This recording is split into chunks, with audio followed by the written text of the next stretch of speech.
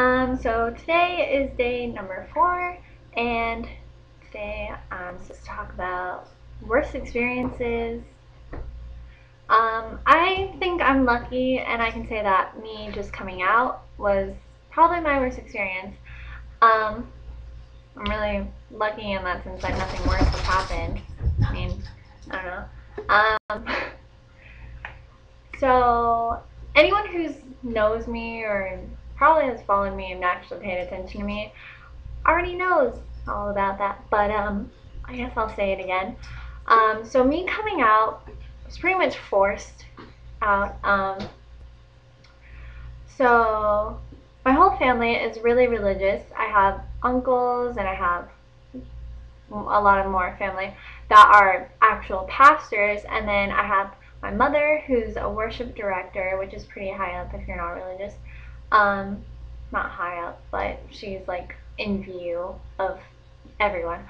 And also my grandmother is choir director, and I have an aunt who is a youth pastor and a children's church pastor.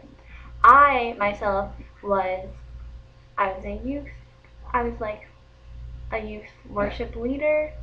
I don't know. I was just in the worship thing. And also I was in the main church's worship band. I ran audio every service when I wasn't playing in the band. And when I wasn't doing that, I was doing the visual, the like PowerPoint and everything. And yeah. And also I was in the choir, and I was a Sunday school teacher actually for 5-year-olds because I really like kids. Um, so what happened was somehow my pastor had talked a parent of someone who was in the youth group to give him their like MySpace login thing so that he could go on and check up on everyone else who was in the worship, and then like the youth higher up in the youth. Um, so Savannah and I had only been talking for about like for a few months. We were just friends. We were just getting to know each other because she's my first girlfriend. So of course, like it wasn't like crazy or anything. Like you had to be looking for it. Like um, I'm pretty sure I had like my comments and everything hidden. So I don't really know how he knew, but my stepfather, I forgot to mention him, he's a deacon in the church, which it's pretty much like, you know how you have the president and then you have the president's cabinet? Well, you have the pastor and then the pastor's deacons. That there's only a few of them, and he talks to them and is like, hey, what should I do? And then they tell them. Um, so yeah, my stepfather was one. So pastor pulled up everyone, well, not everyone's, mine, mine and Savannah's MySpaces, and brought it to everyone's attention and was like, what are you going to do about it, to my stepfather, who then had to tell my mother. And my mother, because of how high up how in the view she is, how in the view my whole family is, she in turn had to be like, go to the pastor and talk to the pastor about what you guys should do, what they should do about me. Um, so the pastor, he said that I should go to a gay camp so that I could become straight, and I said, hell fucking no. So my other option was to go to counseling with this lady that was very religious. She started everything at like, Jesus loves you, and I was like, listen, uh, not feeling it, not feeling it today. Um, so then, um,